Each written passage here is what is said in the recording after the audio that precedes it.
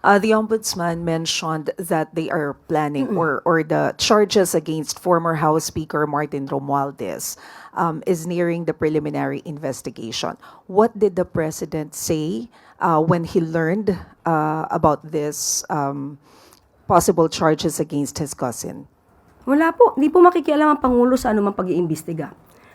Sabi nga po natin, at ang sabi rin po ng Pangulo, kahit sino po ang maapektuhan nito, kung saan po pupunta ang ebidensya. Sundan na lang po natin. So, kung ano po ang mangyayari sa anumang pag-iimbestiga dito, hindi po makikialam ang Pangulo at tatanggapin po ito. Kung ikaw ang nasa kalagayan ng mga taong naituro, pero hindi pa nakikita ang anumang ebidensya, sasabihin mo ba na dapat ikulong para masabi na lahat ay dapat ng managot? Hindi po ganyan ang hustisyang umiiral dito sa ating bansa. Yung mga hindi halos sanay sa mga humaharap sa korte o nagsasampa ng kaso, pwede nang sabihin na nababagalan sila.